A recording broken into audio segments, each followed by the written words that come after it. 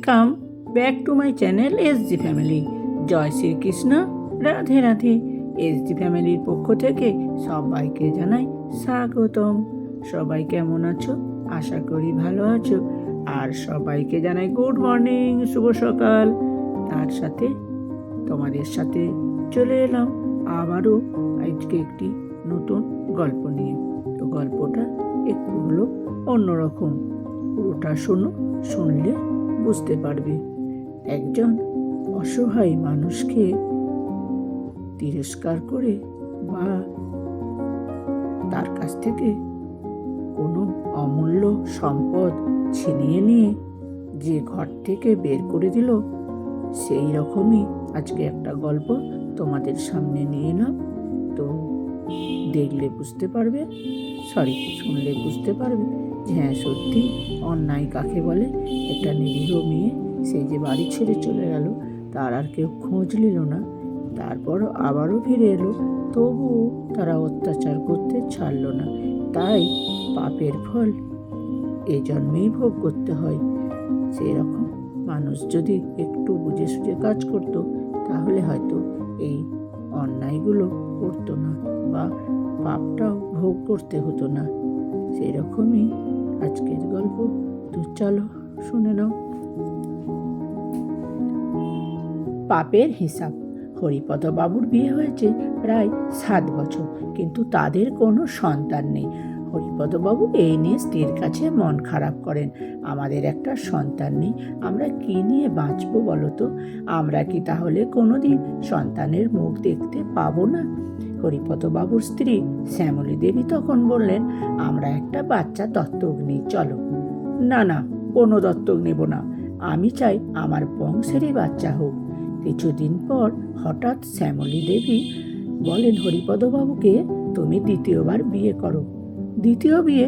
এই বয়সে আবার বিয়ে করব? হ্যাঁ, করবে, তাছাড়া তো কোনো উপায় নেই। 2 দিন ছাড়া তুমি মন খারাপ করে বসে থাকো, দেখতে আমার একদমই ভালো লাগে না। তা এই বয়সে আমাকে কে বিয়ে করবে শুনি? আমি একটা মেয়ে দেখেছি, তবে কি, মেয়েটা না একটু বোকা বোকা। মেয়েটারও বয়স হয়েছে, এই বোকা বোকার জন্যই মেয়েটার এখনো বিয়ে হয়নি। আমাদের তো বাচ্চা হলেই হবে, বোকা বা চালাক নিয়ে কি হবে বলো তো? আর একটু বোকাই ভালো, তাহলে আমাদের সুবিধেই হবে। যা বলবো তাই শুনবে, তুমি রাজি হয়ে যাও। হরিপদবাবু প্রথমে মানা করলো, পরে রাজি হয়ে গেল। মিনা নামের একটি মেয়ের সঙ্গে হরিপদবাবুর বিয়ে হয়ে যায়। মিনা বাড়ি ঘরের সমস্ত সুন্দরভাবে কাজকর্মগুলো করতে পারত। শ্যামলী দেবী তাই মিনাকে দিয়ে বাড়ির ঘরের সমস্ত কাজ করাতো। এইভাবে বেশ কয়েকদিন যাবার পর হরিপদবাবুর এত দিনের মনের আশা পূর্ণ হলো, মানে মিনা গর্ভবতী হলো। এই শুনে হরিপদবাবু খুশিতে আত্মহারা হয়ে গেলেন। কিছুদিন যাওয়ার পর মিনার কোল আলো করে একটা ফুটফুটে ছেলে সন্তান আসে। মিনা যেহেতু একটু বোকা ছিল, তাই শ্যামলী দেবী বাচ্চা সামলাতেন আর মিনাকে দিয়ে বাড়ির সমস্ত কাজ করাতো। এভাবে 2 বছর যাওয়ার পর শ্যামলী দেবী মিনাকে বাড়ি থেকে বার করে দেন এবং ওই ছেলে সন্তানটিকে নিজের কাছে রেখে দেয়। মিনা অনেক কান্নাকাটি করেছিল, নিজের সন্তানকে নিয়ে এসে চলে যাবে, কিন্তু শ্যামলী দেবী সেই সন্তানকে দেয়নি। মিনাকে দূর করে বাড়ি থেকে তাড়িয়ে দেয়। আর সন্তান যেহেতু শ্যামলী দেবী বেশি দেখাশোনা করতেন, তাই সন্তানও মিনার সাথে যেতে চাইল না। মিনা মনে অনেক কষ্ট নিয়ে আবার নিজের বাবার বাড়ি ফিরে গেল। মিনার বাবা মা ছিল না, দাদা বৌদি ছিল। মিনা যেহেতু খুব ভালো সংসারের কাজ করত, তাই দাদা বৌদি মিনাকে রেখে দেয় বাড়ি ঘরের কাজ করার জন্য। এরপর কেটে যায় প্রায় 20 বছর। মিনার এখন বয়স হয়েছে, সেভাবে আর কাজকর্ম করতে পারে না, তাই দাদা বৌদি মিনাকে বাড়ি থেকে চলে যেতে বলল শ্বশুর বাড়িতে। বোকা মিনা কাঁদতে কাঁদতে ফিরে এলো শ্বশুর বাড়িতে। শ্বশুর বাড়িতে এসে দেখলো তার সেই ছোট্ট ছেলে অনেক বড় হয়ে গেছে, বিয়েও করেছে। মিনা নিজের ছেলেকে দেখতে পেয়ে নিজের ছেলেকে মাথায় হাত বোলাতে যায়।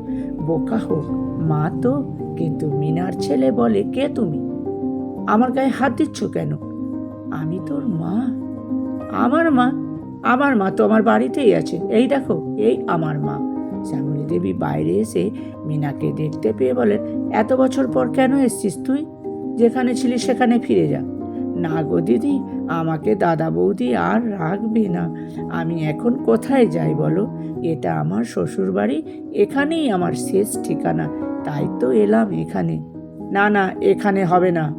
মিনা তখন শ্যামলী দেবীর পায়ে পড়ে বলে, আমাকে একটু থাকতে দাও দিদি, শুধু দুবেলা দুমুঠো খেতে দেবে, আমি তোমার বাড়ির সব কাজ করে দেব। শ্যামলী দেবী মিনাকে বাড়িতে রাখলেন, কিন্তু মিনাকে দিয়ে বাড়ির সব কাজ করিয়ে নিতেন।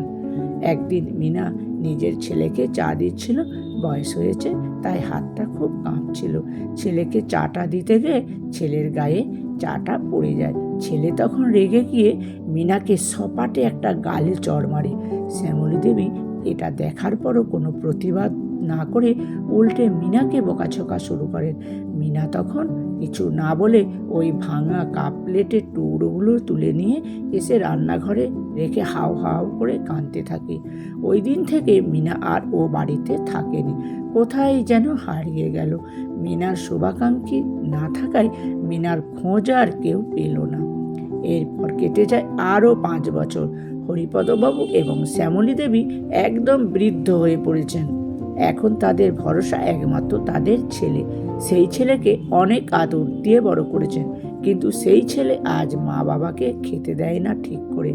বড্ড বেপরোয়া, ড্রিঙ্ক করে, রাতে বাড়ি ফিরে কিছু বলতে গেলে বৃদ্ধ মা বাবাকেও মারতে আসে তেড়ে।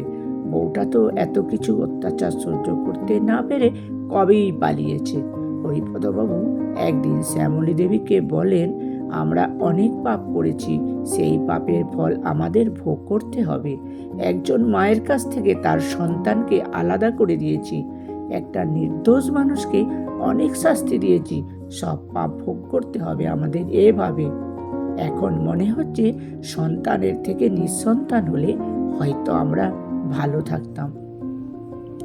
আসলে কি জানেন, আপনি যদি ভাবেন অন্যায় করে আপনি পার পেয়ে যাবেন, তাহলে আপনি ভুল ভাবছেন।